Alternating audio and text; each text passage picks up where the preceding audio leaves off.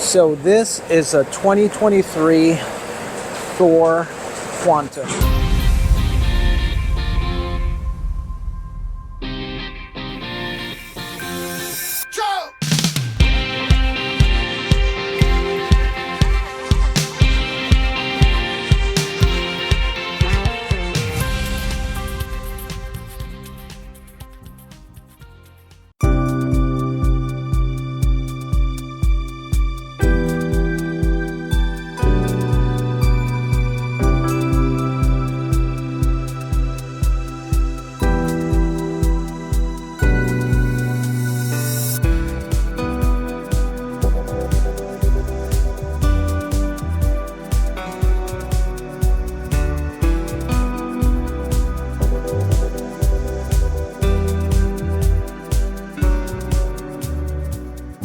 So we're going to start this orientation right here at the entry. So first off, we have this area here as you come up the step, the entry step. Most importantly, we have this right here. This is our power control knob. So you can see on, then off. It may look like it's got other positions, but it does not. It just on or it's off. So obviously if you're using the coach, you need to have that on. Really, if you're driving the coach, it should be on. If you have it plugged into shore power, this needs to be on even if you're not using the coach, because otherwise the batteries will not charge. This is the connection. This basically connects the house batteries that are sitting underneath this entry step right here. So if you have that turned off, there is no connection to those batteries. So if you have it plugged into shore power, the charging system will be trying to charge these batteries, these house batteries, but the charge will not get to the battery. So important, if you're using the coach, this must be on. Driving the coach, it should be on. If you have it in storage, even if you're not using it, it should be on. So the question might be, when do I turn this off? Well, if you're going to store the coach and you have it's sitting somewhere where it has no way to be plugged into shore power, then you would turn that off if it's got no way to plug in. So then you would turn this knob off. Okay. Other things we got going on here. So we have light switches, right? Step light, awning light. This controls the awning going in and out. This light here is for the lights that are inside the cargo holds outside. The box that you see here, this is our solar charge controller. So the RV has a solar panel, and that solar panel is sitting on top of the roof and receiving light, and it's charging. So right now we're sitting under this portico, so there's not really any sunlight directly falling on it. However, it doesn't need to be sunlight. It could be any kind of light, any ambient lighting, and as long as it can get some kind of light, it's going to do at least a little bit of charging. So it's doing a little bit of charging thanks to the little bit of light that it can receive. This thing, it does not, these buttons are for programming. It does not have an on-off button. There's nothing to do with this thing for you as a user to do with this thing. It's going to do its thing on its own. So there's no interaction that needs to take place. This is for informational purposes only. The only use would be if there was a fault with the system. Obviously, this would show you like an error code right here. The other thing we have here, we have this thing here. It's got an automatic generator starting system. So obviously, turn it on with this button, turn it off with that same button. So that system, if you enable that system, if you're plugged into shore power at a campground and have your AC, your air conditioning running, the campground loses power, that will fire up your generator to restore the air conditioning. That's its main purpose. So again, but you do have to turn it on. It's always defaults to being off. The other thing here, the batteries house batteries live under there. There's a little latch to open up this cover, and that step basically lifts up and reveals the battery. Now this right here is our main control panel. This is probably equally important to this stuff that's over here, maybe more so. So what do we got here? We have, this is our status panel where we can monitor how much, for example, how much propane is in the tank. That's the current charge status of our batteries. These batteries back here, right? The contents of our freshwater tank, the contents of our black water tank, the contents of our gray tank.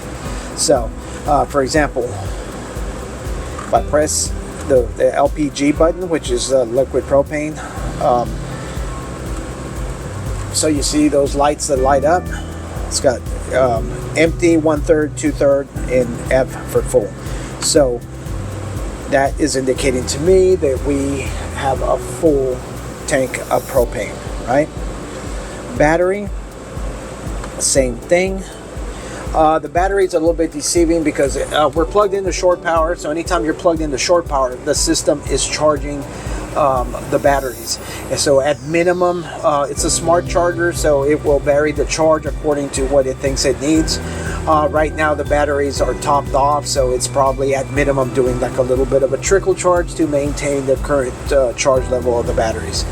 But what I'm trying to say is the batteries could be low right now and it will still show full because it would be reading the incoming charge from the charging system. So if you wanted to get a true readout, if you really wanted to know how charged are my batteries, you would have to disconnect it from short power and then press this button. It would give you a more accurate feel for how much of what the current charge state of the battery bank is. Okay, fresh tank, well, that shows to be full, right?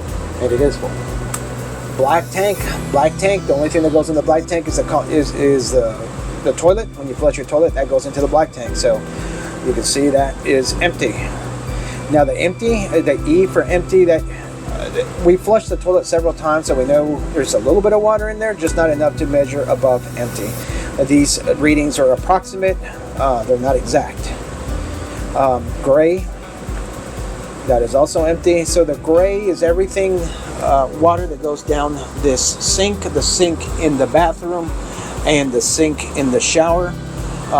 So it's at worst it's soapy water, right? So it's not really dirty water like the black tank would be. That would be just toilet, right? So this is how you monitor your stuff. So we have a button here for the generator, and that also will display the current hours on the generator. You can see it shows I'm not sure if it's showing up on the camera there, but it shows 5.7 hours on the generator. That's how much it's been used since it was first installed on this RV. And then we have a start-stop switch. So generally, when you're going to start this generator, you're going to press this little rocker button down to the stop position first and hold that down until this red light comes on. And that is to prime the system. So by pressing it down to stop, after a few seconds this light will turn on indicating the system is ready. And what that does, it runs the fuel pump to pressurize the fuel lines, because after it's been sitting a while, the fuel kind of tends to drain out of the lines and back into the fuel tank, and it makes it hard. It has to crank longer to get the generator started. So hold that down to stop. Once the light comes on, now it's ready, then hit start and just hold it until you hear the generator start. And simple as that.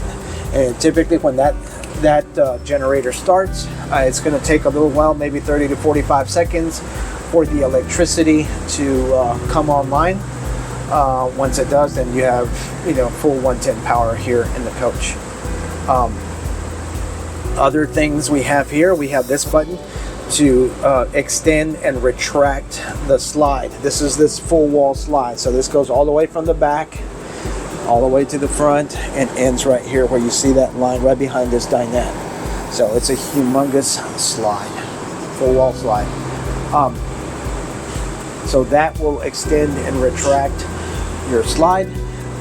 In order to operate the slide, important to note, like right now, I can press the button, it's not going to do anything. In order to use the slide out, we have to have our engine running and our parking brake set. Don't just turn on the ignition, turn on the engine. Actually have it running and set the parking brake, and then you can operate your slide. We also have here tank heaters. Black and gray have it's like a electric blanket that's glued to the bottom of these tanks right here, and this is referring to these tanks that we saw up here.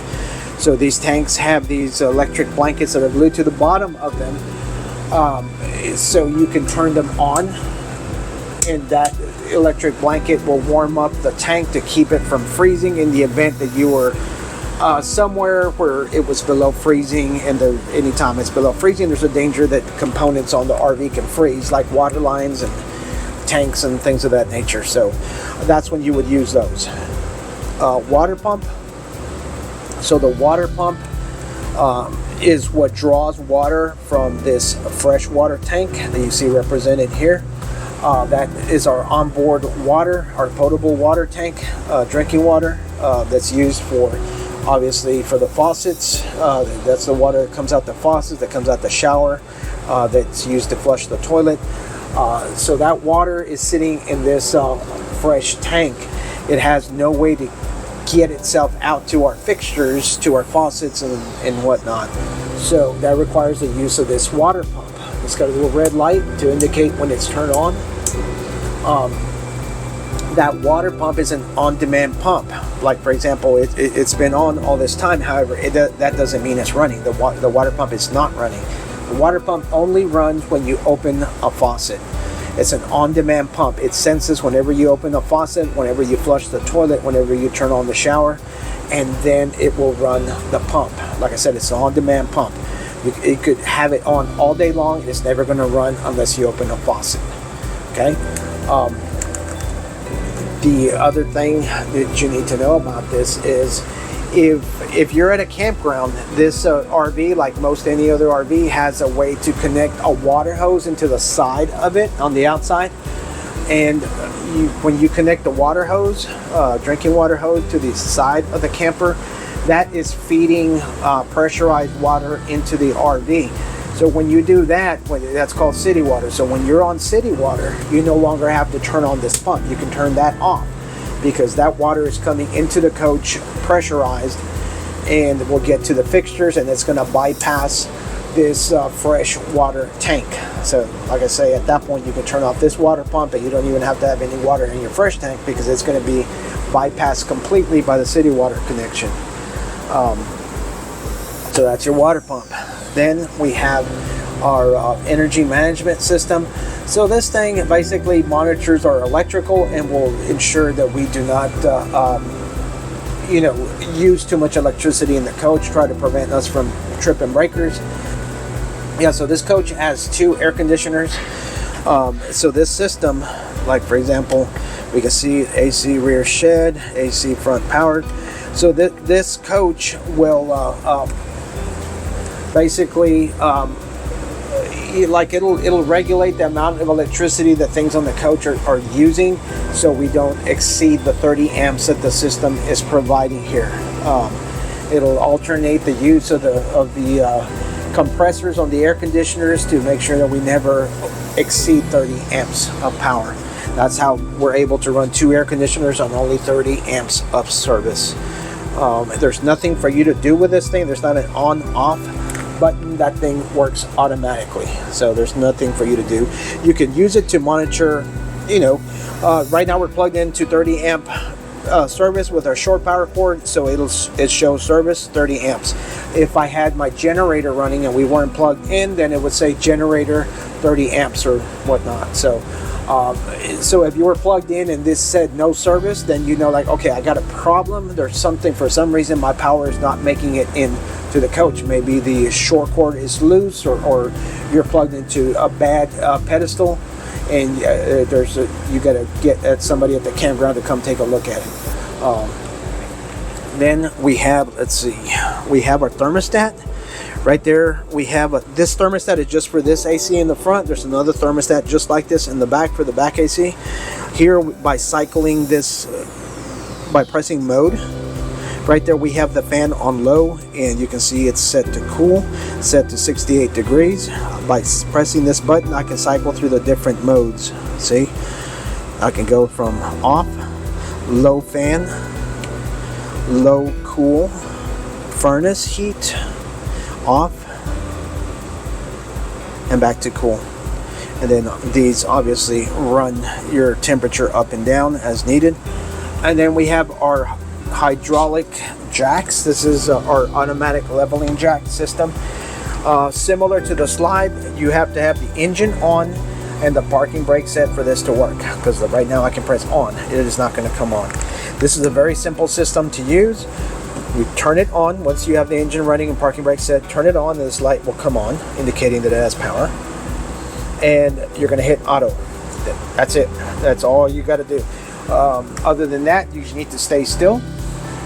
You cannot be moving about the cabin while it is doing the auto level. This light will start blinking that says wait. So while it's doing that, do not press any other buttons. Do not move about the cabin. If you got kids, tell them to sit down and do not move until this system is done leveling the coach. It's going to do it all for you. Once it's done, it'll show jacks down, and that wait light will turn off, and it'll show a green light in the center. Right now it's currently leveled. The jacks are down and the coach is leveled. And like I said, all I did is turn this thing on and hit auto. Now when you're going to get ready to leave camp, all you're going to do is turn on your engine, hit the parking brake, make sure that's in place, hit on, and then all you're going to press is retract all jacks, and that system by itself will pick up the jacks and stow them away, and you're ready for travel. When they're right now, if I turn on the engine, the light is going to light up that says jacks down, and it'll start beeping, to let you know, like, hey, just FYI, jacks are down. When jacks are down, you never want to put it in drive, because that could damage the jacks. So now if you turn it on and there's a light there that says low voltage, there's a light that says excess angle. If the light comes on that says excess angle, you should not attempt to auto level the coach. In fact, it will not let you if it says excess angle. Basically, the system is telling you there that there's too much of an angle, and using the jacks at that angle could potentially damage the jacks. It does not mean, like some people think, that means you have to manually level it, which you can do with that system there. But generally, if there's an excess angle, you should not be manually leveling the coach either. If it lights up the light that says low voltage, that means the battery is low for some reason. You need to charge it. The system may not work when the low voltage light is on. Sometimes it will work, but sometimes it's too low and it will not work. So that is rare, though, and it's rare that you would see that problem happen. So moving on, that's our main control panel, right? Now up here we have this media box. This is an HDMI splitter box. So here, like you see, like this first little thing here, maybe kind of hard to see, but it says HDMI input. The rest of these are outputs: output 1, output 2, output 3, output 4. So you have one input, so theoretically you could set a DVD player here, plug it into this input, and it will feed out to all these 4 outputs. Currently, these outputs are connected to this TV here, the TV in the bedroom, and there's a TV outside, just outside this door. So this HDMI box will feed whatever you put into the input here in the back to those 3 TVs. In fact, it's got a 4th output that could go to a 4th TV or device. So you could actually plug in, like I said, a DVD player, but who uses DVDs anymore, right? So you could plug in a Roku stick, a Roku box. You could plug in a Fire Stick. You could plug in an Apple TV. Pretty much any device that uses HDMI. You could plug in your laptop to feed the output from your laptop onto the TVs. You could plug in an iPad, a smartphone. So that's that right there. Other things we have here, this right here, this is your privacy curtain. This goes, this covers the front. This has little Velcro tabs that are sewn into it, and those attach here. And it's got little dots up here somewhere in the very front. Kind of hard to see, but trust me, there's little tabs up here, Velcro tabs that thing attaches to. You have cup holders up there, and you have a skylight. A skylight is operated by this switch right here. So we can press this switch. All right, and then we have a dinette. So this booth dinette, you can see it's got seat belts, just one per side. This is, you can convert this into an additional sleeping area. I mean, it's not very big, but it'll, in a pinch, this will help. So how you do that is up underneath this table. You see this lever? So you flip this lever like so to the left, and now you can push this bed down. See that? You have to pop these cushions up so they go over this. Pop these cushions up so they go over the table, and it allows the table to go all the way to the bottom so it's flat. And then these two cushions, that one over here and this one right here, fit in the gap that's left there, and it makes one flat surface. It makes a nice little quick sleeping accommodation. So now to put it back, you're going to flip that lever, if I can find it, put it back, and that locks the bed back in place. The shades are all manual. You just give them a tug and they release, and you can set them in different places. That goes for all the shades. This does have a hook for a baby seat. Okay, you can see the attachment point back there behind this cushion. That the strap would go through here to this hole, down to the hook down there. And like I said, we're watching TV off the off-air antenna. If you wanted to use that HDMI box, that would come into the TVs on HDMI 1. Wireless charging pad, stove. You got these are for these burners.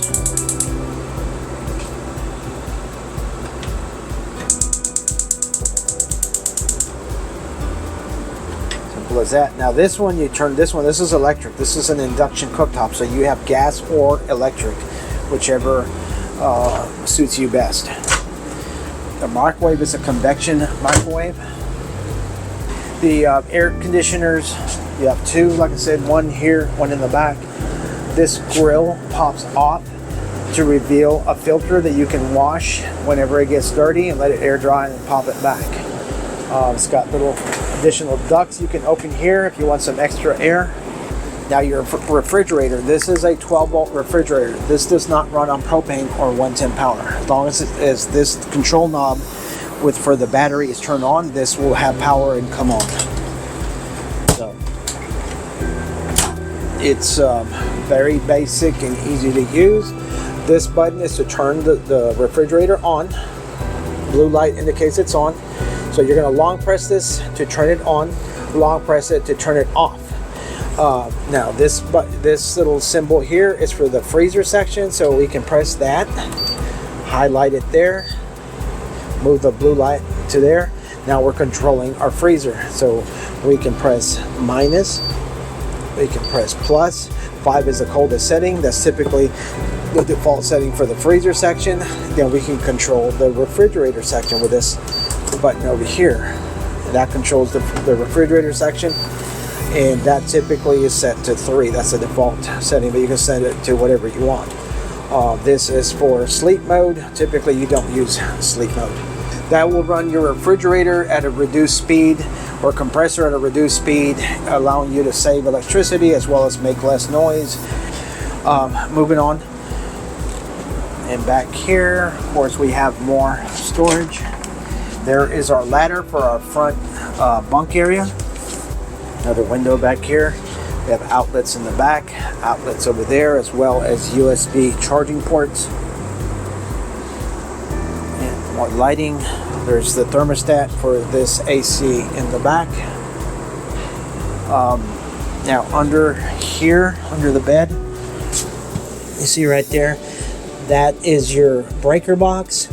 If you open that door, you'll see 110 breakers, just like you might have in your garage at home. And you also, to the right, have a bunch of fuses, 12-volt fuses like you might have in your car or truck. So this camper, this RV, like most RVs, is made up of devices that are 110 devices as well as 12-volt devices. That's why you have the 110 breakers and 12-volt fuses. The breakers are resettable. The fuses will have to be replaced if one of them blows. Now it does have these partitions. That little snap kind of keeps it from sliding back and forth. Now in our bathroom, we have a shower. The shower has glass panels. These are glass panels. So when you close this shower, you want to make sure you lock this little latch. And we're going to latch it. So to latch it, set this thing here. So that looks like it's latched, right? That's not latched. It looks like it's latched, but the first bump you hit, the thing's going to bounce up like that. And the reason that's important, if this thing is unlatched and this glass is allowed to rattle and shake itself, it can break. Like I said, this is glass. So you don't want that bouncing around right there. So you're going to close this and make sure it snaps all the way down. Right there, it's all the way down. So this is our hot water heater, or water heater, I should say, right? So this is on. This is off. That's what that looks like. The red light being on, right there is off, but the red light is still on. That red light simply means that it's got power. But as you can see, it's turned off. So I'm going to turn it on. And that indication 124, that's telling us that the maximum temperature that'll come out this faucet is 124 degrees. So I can adjust that if I don't want the water to ever get above, let's say, 119 or whatever temperature you decide. But the default is 124. Here you can change the display to read in Celsius if you wanted to. So how this thing works, you just have to make sure it's turned on and your propane tank on the outside the valve is turned on. Otherwise it'll give you an error code here if it doesn't detect propane. So this works automatically. This is tankless and this does not use a lot of propane. So right there the screen turns off, but it's still on. So the way this works, if I ask it for just water, it doesn't do anything because it says, okay, well, you're just asking for cold water. That's all I'm using. But if I ask it for hot water, this thing will detect that. So at that point, the system, you see that little burner? That's indicating the flame has been lit. When this gets above 110, we should have hot water here. Yep, and we do. That's just about everything here inside the coach. We're going to walk around the outside, take a quick look outside. Obviously, we have our outside TV. This is not a smart TV per se, but it does have a neat feature. You'll note that there are two volume controls, volume here, volume there. That's because this has like a sound bar. So this TV has apart from being a TV, it's got a sound bar here that's integrated into the bottom of the TV. So this extra volume control button right there, this is when you use the sound bar, which you activate using this remote. This is storage here in the bottom. This is where you get to your propane tank. That silver handle, that's where you turn on the propane. It's also got a gauge out here where you can see the contents of the tank or how full it is. That yellow cap, that's where they fill it for you. You're not going to fill it yourself. 110 outlet. There's more storage there. Fuel goes there. And this is a quick connect for propane.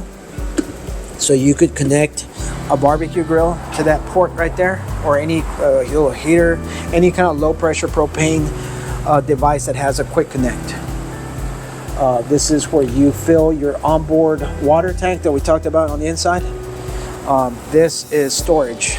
I call it big storage because it's a big compartment, right? Pretty roomy.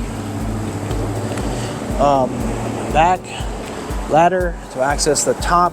We have our bumper. This bumper is hollow and it's got these caps, so you can pop off the caps and use them to store things. Typically you would store your dirty old sewer hose, right? That's mainly what people use this for. Put their sewer hose in there. Hitch with a 7-way plug, so you can tow a trailer with this.